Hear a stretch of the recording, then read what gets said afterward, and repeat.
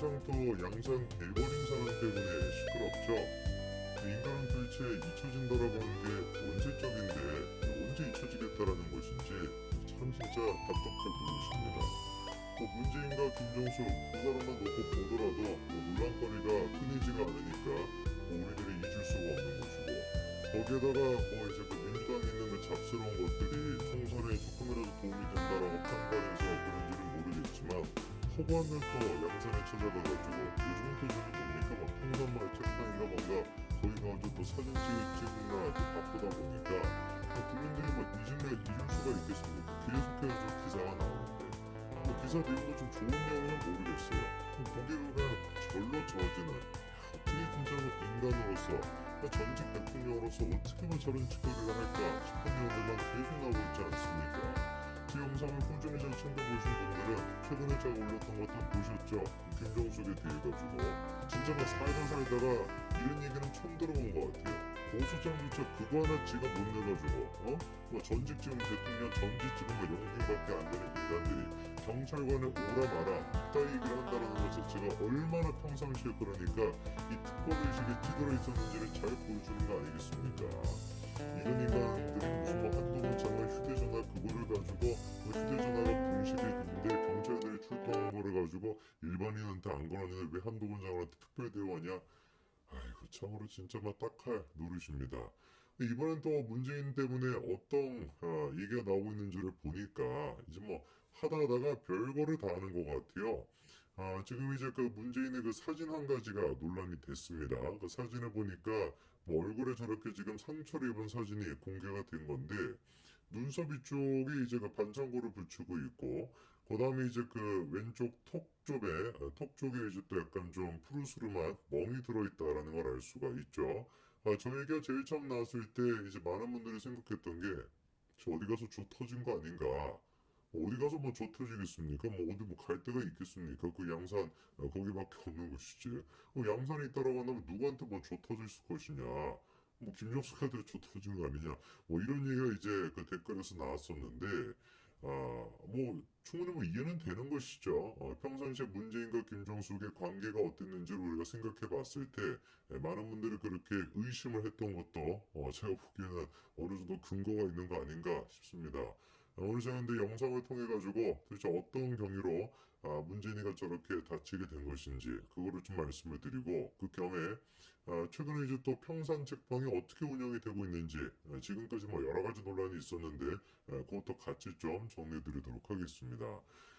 이렇게 찜통더위가 계속되고 있습니다만 지난달부터 계속해가지고 평산 책방은 인기가 높은 상태이죠.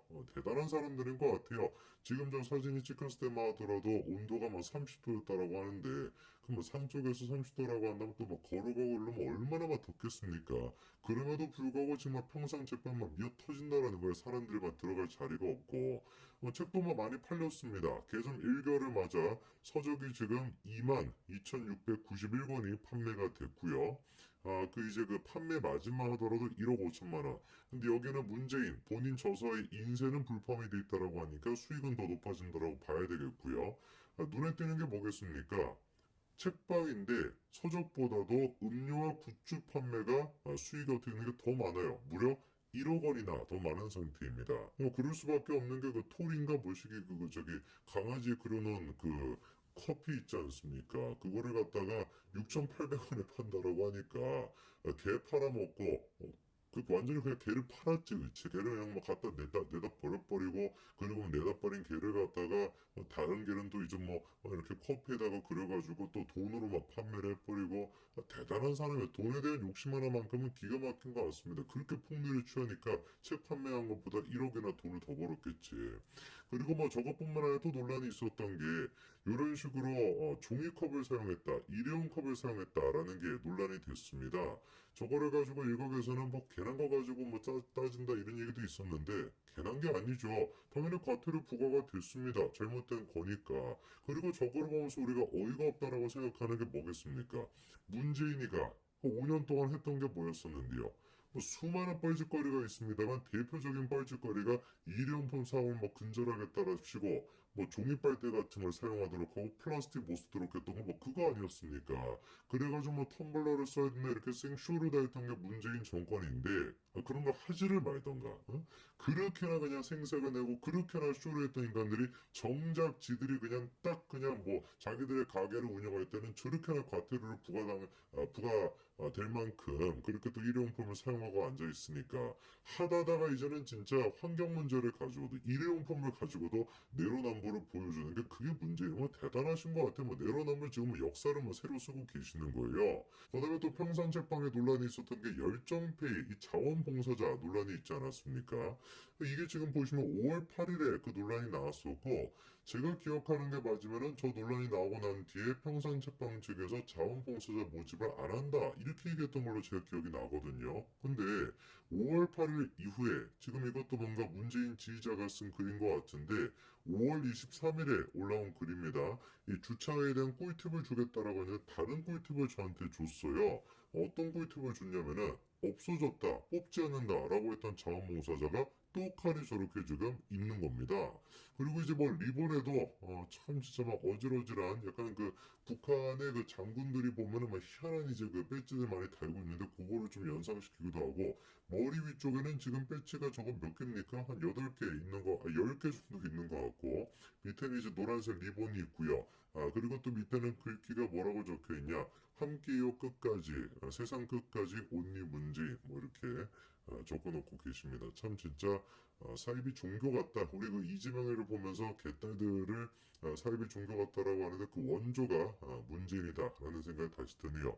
그러니까 초반에 있었던 그 평산책방에 대한 논란이 지금 이제 수개월 정도가 지났음에도 불구하고 아무것도 제대로 처리가 되지 않았다. 이렇게 이제 우리가 보면 될 것 같고요. 그리고 그 평산책방에서 뭐 자연 속에서 조용히 뭐 책이나 팔면서 잊혀지겠다라고 했던 자연이 되겠다라고 하는 문재인은 또 어떤 모습으로 등장을 했습니까?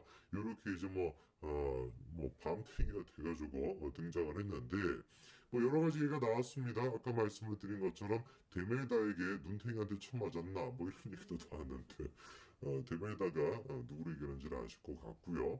그래서 이제 그 언론사에서도 이 문제를 좀 집중했습니다. 도대체 뭐 때문에 반창고까지 붙이고 몽돌 얼굴 사진까지도 이렇게 공개를 했을까? 무슨 일인지를 보니까 그거에 대한 답을 줬던 사람이 강선우라고 하는 민주당 의원이었습니다.